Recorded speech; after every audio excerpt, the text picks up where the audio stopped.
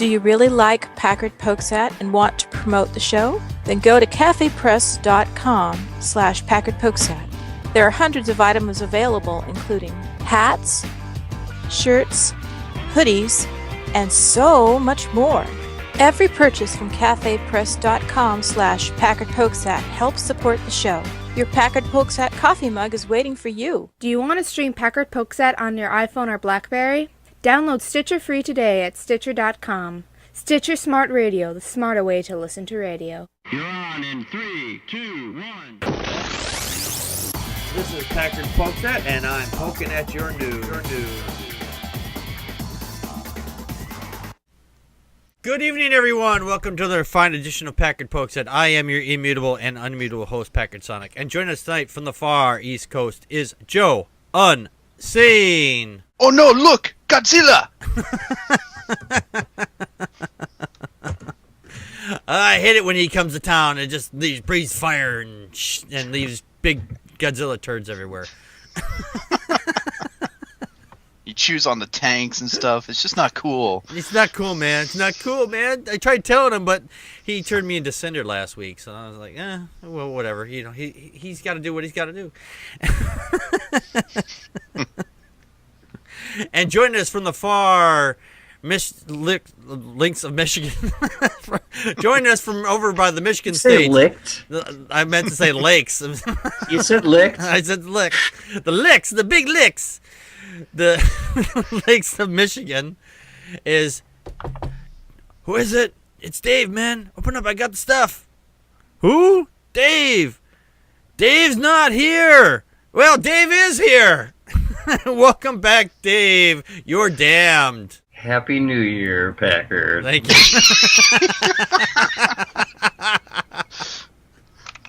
Oh my goodness.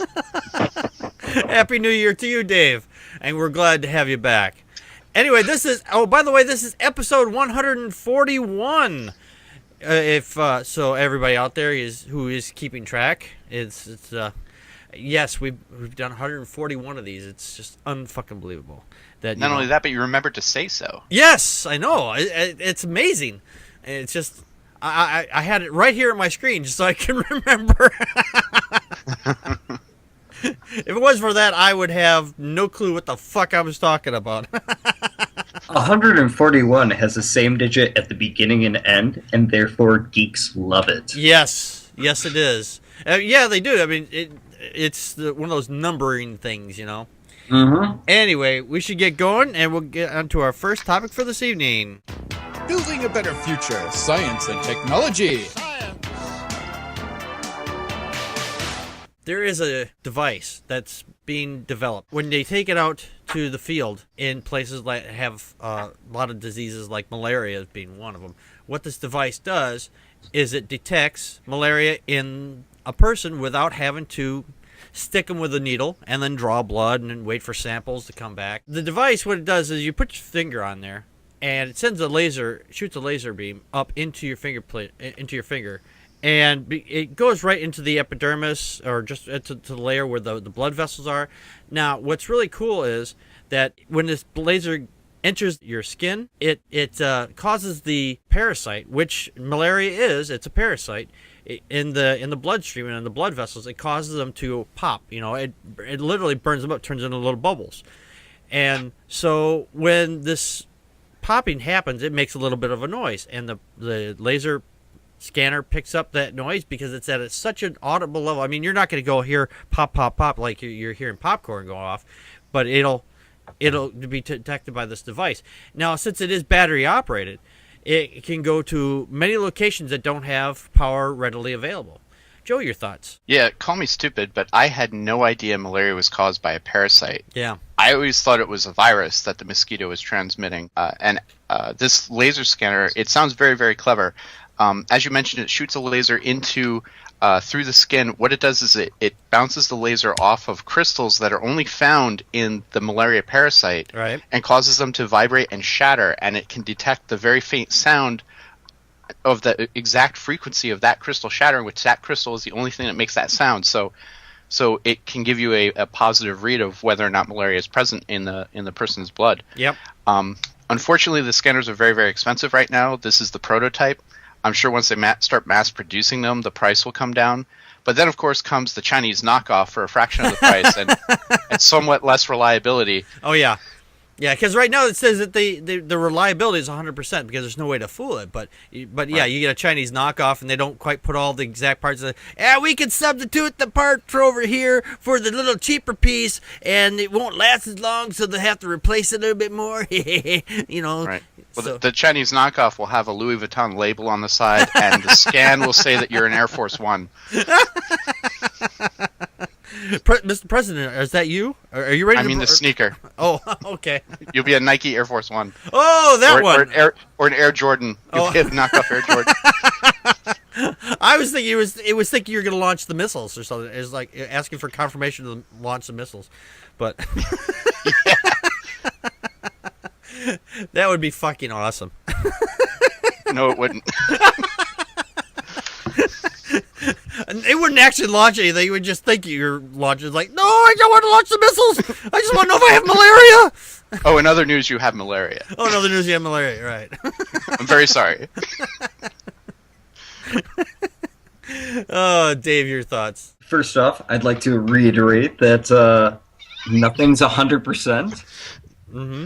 That's true. That's true. They do say 100%, but you know, as we kind of 100%. I mean, I'd like to go 99.9 repeating. I mean, yeah, right. 99.99999. I think they've got like 100% results on the people they've tried it on so far. Right. Exactly. That's probably a small sample set too. You know? Well, also it breaks. Yes. Oh, I'm sure It's it would. mechanical. It will break. Right. 200,000 people per unit, though. I mean, that's 50 cents per person. Right. For the cost. Understand, again, it breaks. So they say that it works for 200,000 people. Well, what happens to that person, 2001? Then you automatically have malaria. There's a little counter they size. automatically have them. They automatically have malaria. Whether they have it or not, they automatically have malaria. It's like... Yeah, pretty much. That's how that works. Either that, or it says you have either that, or you won a free beer. Either way, I just sounds legit to me. It's really, and the nice thing about it is it can be used by non-medical professionals, which means that means Joe could use it, you could use it, I could use it, anyone can. Yeah, and could you imagine the money that could be made just going around and say, hey, want to get scanned for malaria? All right, let's take a look. $5 a head, huh? Exactly.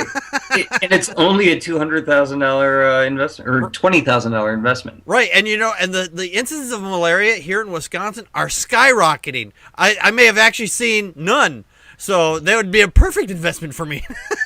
What's interesting is that there's no actual vaccine for malaria. Right.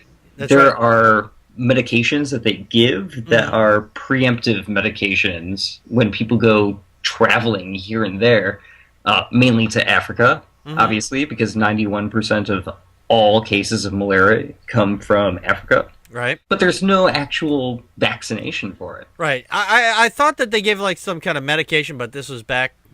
They give a medication, but it's not a vaccination. It's just a preemptive medication. Ah, okay. It's the same medication that they give when they treat it afterwards. Oh, okay. Well, the fact that it's a parasite kind of makes sense why there isn't a vaccine yet, because if it was a virus, they could probably come up with a vaccine. Mm-hmm. If it was bacteria, then they would just use antibiotics. Right. But this is an actual animal that gets into your body through a mosquito bite. Yeah. So. Yeah, that makes sense. Absolutely. And good point. My big question is, if there is detected, let's say they get the virus detected, not virus, the animal, the parasite, the parasite infected, detected inside their bloodstream, what are they supposed to do? Oh, you get malaria. Have a nice day. Well, I think if they come down with the symptoms, they try and keep them comfortable and they try and keep them from dying because I think a quarter of all people that get malaria die. Yeah, it's at least a third from what I've read. Yeah, so it's not something fun you want to get. So it's serious stuff. Yeah, the CDC says that 660,000 people per year die of malaria. Plus, they don't know how many because most of those deaths take place in African places that are very, very small tribal areas. Very rural. Yeah. Very rural, yes. You know, Yeah. the one thing I see about this laser is that if they can figure out for this, what else are they going to do with it? You know, they could come up with other ways for other diseases, or maybe they can use it for diseases later on. I mean, just like, you know, Star Trek tricorder thing, you know, so that'd be kind of cool.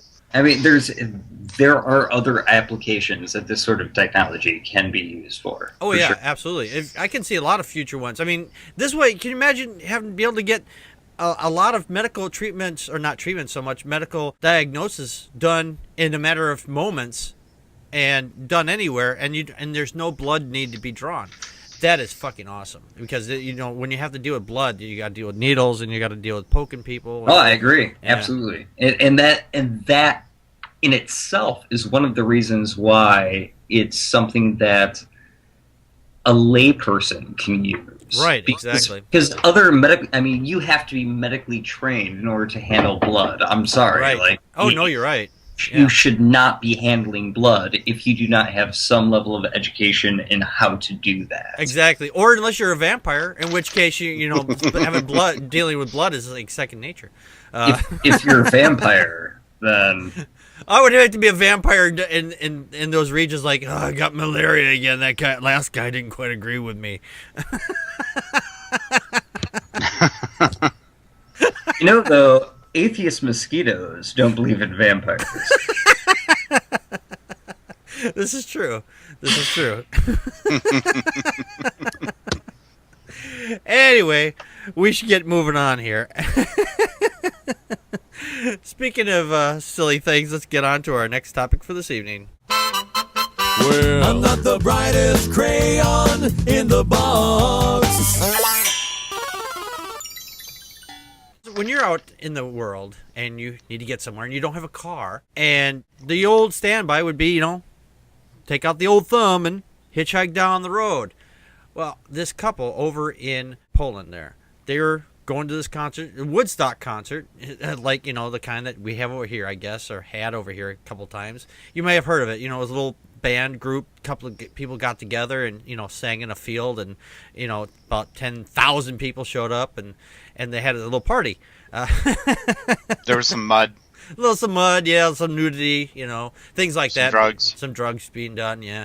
This couple thought, well, hey, you know, we're on our way to the Woodstock concert or coming back for it. The article isn't real clear, but they thought, hey, we need a ride. And they're not really sure, you know, if they were drugged up or if they've been drinking or whatever. But the guy had a history of drinking. And there were 3 people involved, but 2 people decided, you know what, we can't catch a ride. Let's do the next logical thing. Let's lay down in the middle of the road, and then they'll have to stop, you know, because we don't want people just keep driving by us. Well, the article's not real clear. It may have been dusk or dawn when they did this, and they didn't get seen in time, and there you go. You got 2 smushed hikers. Not a fun situation. Joe, your thoughts? Yeah, this article was originally written in Polish, and then we used Google Translate to see it in English, and it was a little confusing. What I got from the translation is that they were going to this music festival, but they went to a town nearby. Mm-hmm. They did some sightseeing, they did some drinking, and it was illegal there for them to hitchhike back to where the music festival was going to be. So they got the bright idea that they were going to lay in the street and try and encourage a vehicle to stop so they can ask for a ride. Right. Well, what happened next is they got run over by a truck. Yeah. There was 2 people laying on the road. They got run over, and there was a 3rd person they were with who said, I'm not doing that. Yeah. He might be dead. He might be dead now, too, if he had. Oh, yeah, absolutely. Yeah. But, yeah, the police questioned him. They were like, what the heck was going on? And he was like, they just wanted a ride. Yeah. But, yeah, while this story is very tragic and definitely dupes, dopes, and Darwin Awards, mm-hmm. This also happened in Europe. And what I thought was interesting is the police said that it would be a stretch for them to connect these deaths with the music festival, as it happened far away and prior to the beginning of the festival. Mm-hmm. Recently, here in New York, there was a large music festival planned, and they were getting ready to kick off, and the night before opening day, a young woman either got drunk or messed up on drugs or whatever. She had an accident. She fell off a high roof and died. Well, the police then stepped in and shut down the whole festival. It was, it was the fault of the promoters, the musicians, all these fans showing up, that some person had an accident and died. You fans, you're all to blame for this one woman's death who is down the road and got drunk. It was all your fault. Right. So, That's a weird way of looking at it. Yeah, it just goes to show some contrast between how, like, say, the upstate New York police and the Polish police would look at the situation.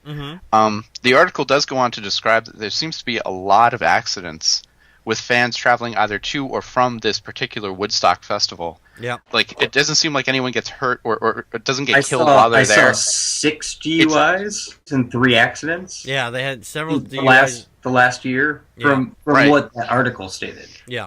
Right, yeah. And it mentioned something about, like, some kid fell off a moving train or something. And I'm just like, whoa. Yeah. So, it's like, how was Woodstock? Oh, it was great. And not only that, but I made it there and I made it home alive. I saw the thing about the train there, too. I was like, at least these people, they didn't lay down in front of the train or stand in front of the train as it's oncoming and say, hey, stop, we need a ride. Because trains don't stop that fast. I think he, pried the door open or something. He got the bright idea that he just wanted to get off. Yeah, but Joe, how many people were at that festival? It didn't start yet. People were on their way to it. It was going to be like a multi-day, you can camp on the grounds kind of thing. Yeah, it says that the last one had around 70,000 people show up. So it was 70,000. Yeah, and it lasts for 3 days. Six people with DUIs, 3 people in accidents, and 1 person jumping out of a train. You get any large group of people together for any kind of reason, and there's going to be accidents and potentially deaths. I mean, yeah. Heck, 10 out of 70,000 is pretty fucking good. Yeah. Yeah. I went to a big music festival on Randall's Island in New York City, and I was with somebody who was they were handicapped, so they stuck us in this pen with the first aid responders. And I'm sitting there, I'm like, all right, this is kind of hippy dippy music. There won't be any action. We were next to the exit where they were ejecting all the fighters, and I saw countless people dragged past me, covered in blood, kicking and screaming, "I'm gonna effing kill you!" And I was like, oh my god, this is Dave Matthews Band. Dude, I drove out to Manhattan and protested us going to Iraq in 2003. Oh, really? And I witnessed someone punching a horse in the face, so I don't doubt anything. Oh, my gosh. That's terrible. That's terrible. That horse stole my girlfriend. I felt terrible. That guy must have thought, horse stole his girlfriend. And he was just like... No, there was a cop sitting atop the horse. Oh, he was punching the cop's horse. You don't take it out on a cop horse. That's just wrong. That is just wrong. I'm just saying, I saw that, and to take it out on a horse, period, is wrong. It made me rethink all sorts of stuff when I saw that. Yeah, it just to take it out on a horse is wrong altogether. That's just you don't right. punch butternuts. Buttercup. Butter. Shut up, fish. Yes, right. Dave, your thoughts? I think I've shared some thoughts. Yes, you have shared some thoughts, not all of them, but I didn't, officially. Do you have any additional thoughts? Do you have any additional thoughts? Yeah, dude, first off, human speed bump. Yeah. What was that? I don't know, but it was squishy. Second off, why wouldn't you just stand there so that you're in a good position so you could jump out of the way if they're not going to stop? Yeah. Exactly. Yeah, the thing is, though, I live in Wisconsin, as I've kind of alluded to quite a few times, actually, on this show. And deer are jumping out in the middle of the road all the time. I've seen deer on the fucking highway. In Michigan as well. I'm sure it happens in New York. What's that, Dave? I said it happens in Michigan all the time. Oh, yeah. Around here. And I'm sure it happens in New York as well. Yeah. At least upstate. Oh, maybe.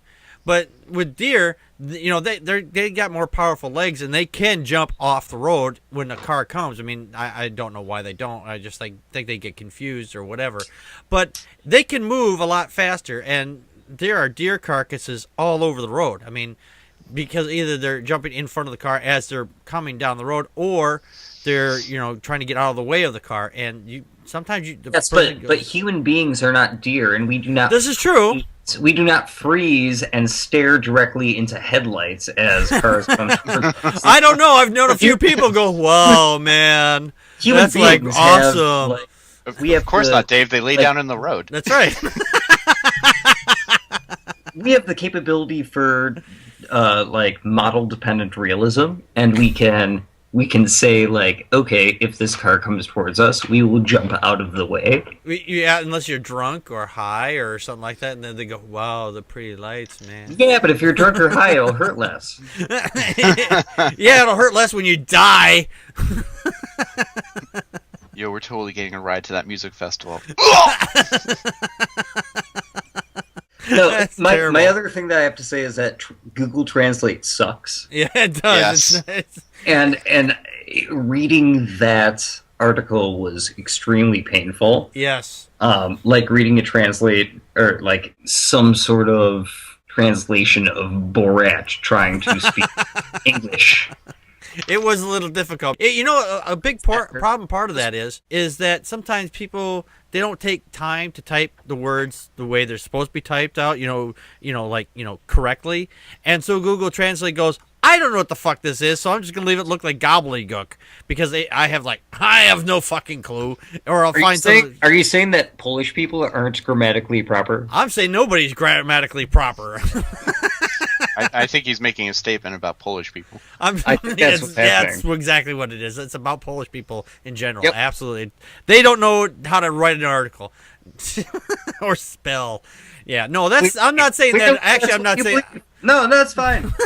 Actually, I'm just saying anybody. It doesn't matter whose page it is, because anybody that types something out, and sometimes errors slip in, and they don't realize it until you're done. I've write stuff up, and I go back and look at it later, and like, fuck, I've got this word completely misspelled. I can imagine somebody from another country trying to translate what I've got, and the foot went the gobbledygook, and I was like, and then the arm went over here. Like, where did the foot go? Because they can't understand what the fuck I wrote because I've completely mistyped it.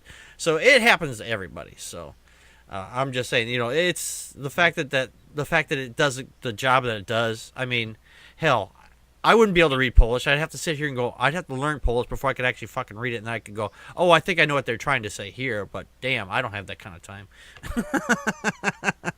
I agree.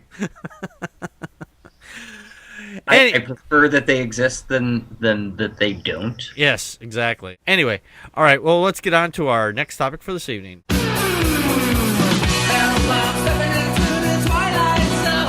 There's a ritual out there that the religious do, especially the Jewish religion, that they take a young boy, usually a baby, and they do what's called a bris. And when they take the bris, they take the penis of the little boy, and they take the little piece of skin off of it so it looks, like they think it's supposed to look like, whatever. And the problem here is that a lot of children die from this. And there's one rabbi. Now, the boy is fine, sort of. This boy, well, fine. Yeah, well, he's alive. He's alive. That's a good sign right there. But the rabbi, while he was doing the bris, he cut the boy's penis completely off.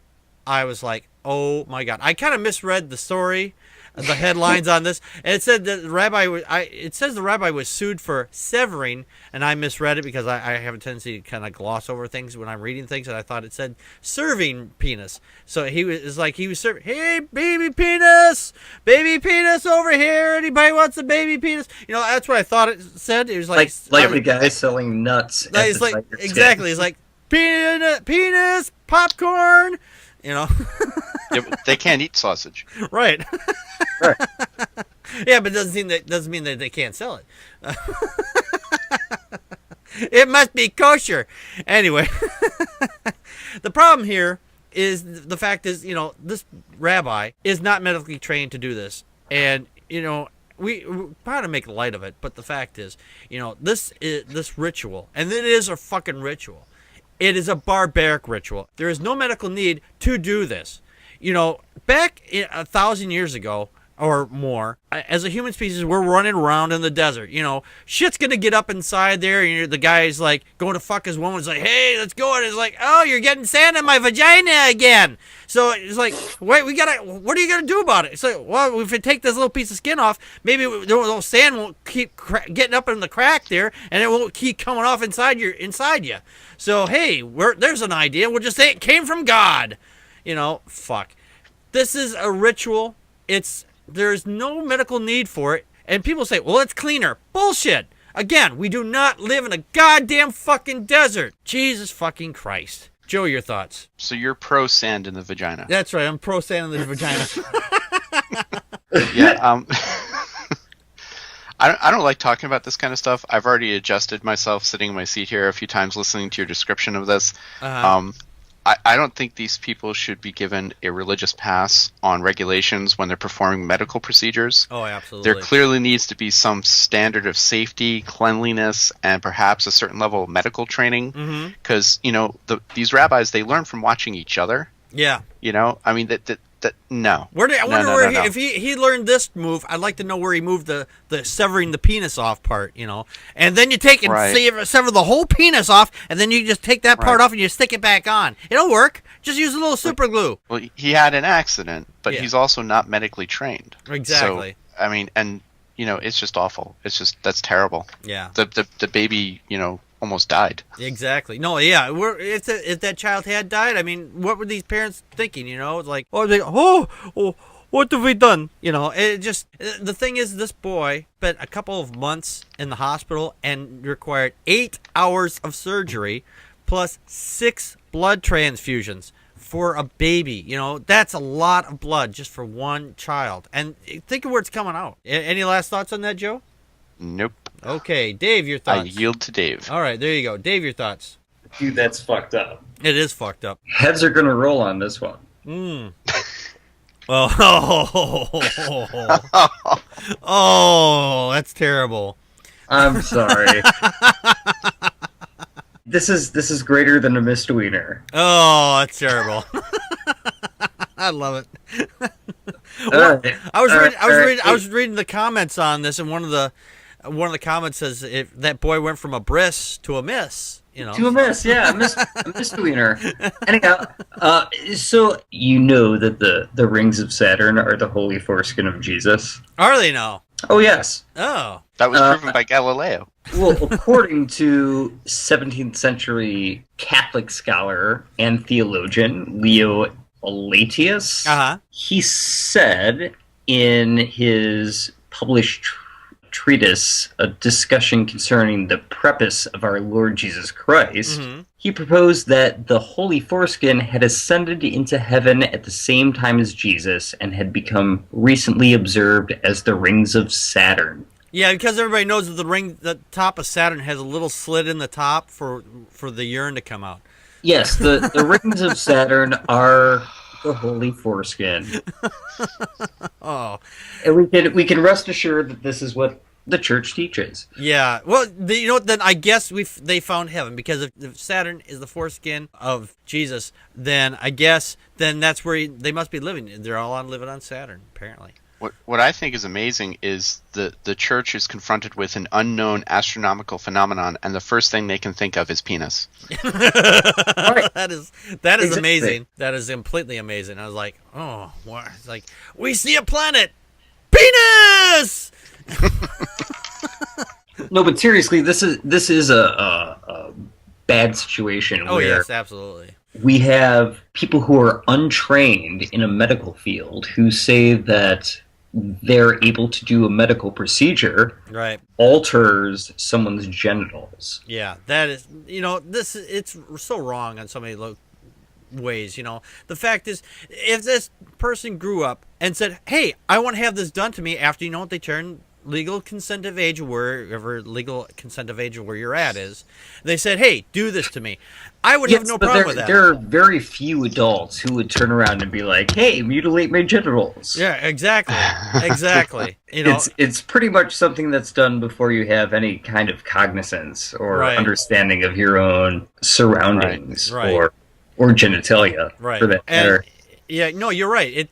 That's exactly it. And that's the problem, because that child... It's the same thing with religion, man. I mean, if you're taught religion, you'd probably reject a circumcision at 18. Well, by the time that you're 18, if you're taught all secular values your entire life, you would probably turn around and be like, religion? Exactly. Get the fuck out of here. Exactly. And, that's the thing, is that these children can't consent. It's a whole line of bullshit. I mean, the fact that this child nearly died and because he had his penis severed off. I mean, this is just terrible. I mean, there are people out there who go, especially women. Women are like, I don't care really which way. But if it came to their reproductive organs, rage! We gotta stop this. It's rage. It's outrageous. But guy, it looks better. So either way, I really don't care, Well, does it look better, or are you taught that it looks better? That's what they say. Hey, it looks better than a uncircumcised dick, I think it's much more complex than a black and white fallacy. Yeah. Oh, absolutely. No, I agree. It is way more complex.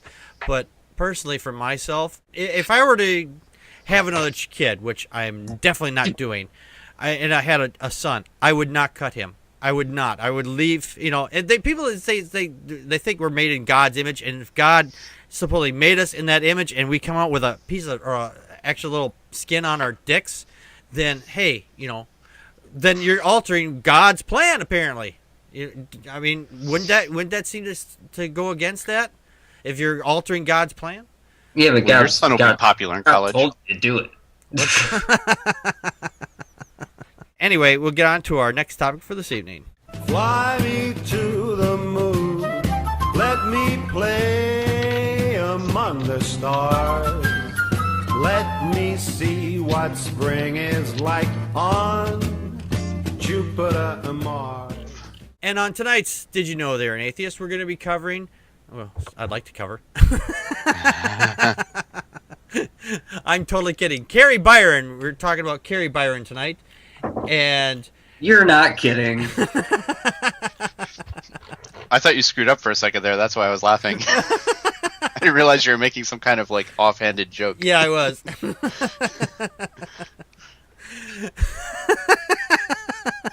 Continue, sir. Well, she is a cutie, but be appropriate. Yeah.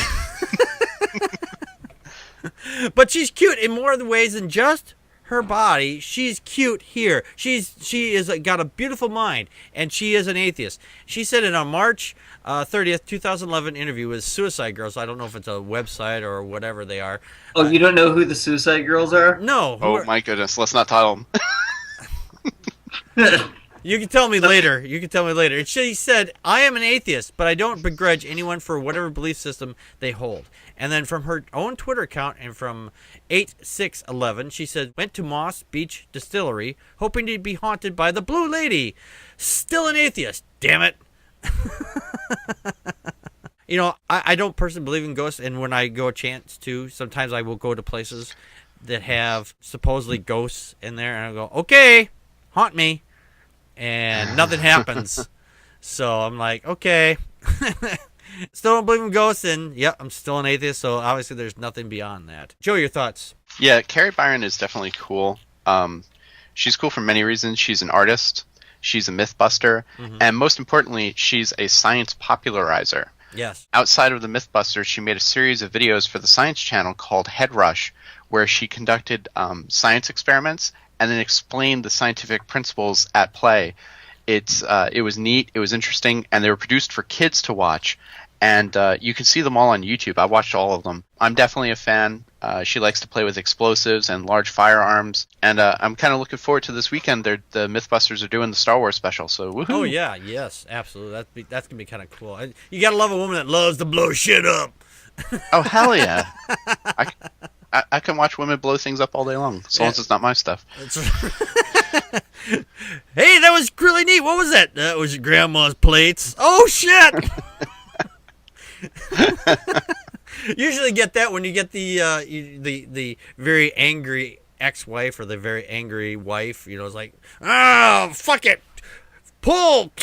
No. Only she doesn't use just a gun. She uses fucking explosives. So. Right. Yeah. Don't cross Carrie Byron. She'll mess you up. She will mess you the fuck up. Dave, your thoughts? When Joe said explosives and small firearms. Large firearms. Large firearms, too.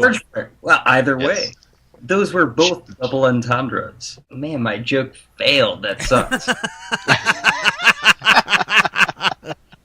Anyway. Either way, I enjoy her fan site, and I've been looking at a lot of different pictures that I feel express exactly who she is. And, hey, wait a minute. I didn't mean a double entendre by that. Yeah, I had to Google it. No, I mean she's decidedly an atheist and says she is, and that's awesome. She says she's been an atheist since childhood, which I find rather unique. But yeah, Carrie Byron. Yeah, she's super hot. I'm gonna keep looking at her fan page, and you guys can keep talking. Okay. Anyway, get a look for her out on her Twitter account. I don't know what her Twitter account is off the top of my head, but hey, I'd love to Twitter account her. Yeah, just add her onto your Twitter account and follow another atheist and a famous atheist. Okay, let's get on to our next topic for this evening. The person you're trying to reach is lying naked in a tub of Jell-O. Leave your number or call back later. Much later. That's not the voicemail. Here's the actual voicemail. Hey, this is Casey. It's the first time I've ever participated in one of these, and this is just fucking delightful. I haven't had this much fun in quite a while. And to my beautiful, beautiful friend, Sister Atheist, I love you. I love you. We reasonable women are the force of the future. And we're moving today pretty goddamn well, too. Love y'all. Bye-bye. That was great. The fact is, we had a voicemail. And if you want to give us a contact, if you want to call us, the number is 662-709-PPAP or 662-709-7727. And if you were to get in contact with us, send us an email or, write to us or, send us something, say, hey, I'm over here, whatever. You can do that too. We got email and whatever. And of course, like it's just said, use the Google voicemail and just call, leave a message, and then tell us how good we are, how bad we are, whatever you want to say. Say something silly, say something fun, We'll play it here on the show. But if you want to get in contact with us, we'll give you the information right now. Would you like to contact us? Your host, Packard Sonic, and his very honored and crazy co-host, with occasional guest hosts, enjoy your comments or suggestions. You can reach us 28 hours a day, 8 days a week on A Can on a String, Smoke Signals, Star Trek Communicator? Those may not work, but you can contact us on Twitter as Packard Pokes At, and by email at packardpokesat@gmail.com. You can also listen and join in the conversation live Friday nights at 9 p.m. Central Time on vonlive.tv/PackardPokesAt. You can find past shows on iTunes, YouTube, Mixler Radio, and Stitcher Radio. Help us out by rating, commenting, subscribing, retweeting, and reposting the show wherever you can. Click the like button on Facebook/PackardPokesAt to join in the conversation. Would you like to help keep the show running and pick up some awesome Packard Pokesat merchandise? Visit cafepress.com/PackardPokesat today and buy hats, shirts, or one of over 300 other items that are also available. Visit packardpokesat.wordpress.com for links to the news articles covered tonight and more information on this or other episodes. We hope you enjoy the show. Thanks for listening and your support. And thank you, Joe. Damn, Joe, you do a really good job at that every week. Yeah, I have a PhD in doing that. Just in doing that, though. Just in doing that. Right, nothing else. And it's an honorary one. That's it. Congrats, Doctor. Congrats. Dr. Joe doing the Packard Pokes At. Yes. Anyway, I want to thank everybody for watching the show and coming to the live show. Unfortunately, if you're listening to this now, you missed the live show, and my computer did too because we were re-recording it right now. So, so all the people, I want to thank everybody that did come to the live show. Unfortunately, you're gonna. This is going to look completely different from what you actually saw that night. I want to give a quick shout out to Sherry Music Roots, who was going to come to the re-recording, but we did not do it live. That's right. We don't do the re-recording live, so sorry. I just don't have the kind of patience to do it live. We won't do it live. We won't do it. We won't do it live. No soup for you. No soup for you. I'll record it myself. Exactly. All right. Well, anyway, I want to thank everyone for coming again to the live show when we had the show live. So we'll see you all next week. This has been Packard Pokes At. We just poked at your news. And that's a wrap.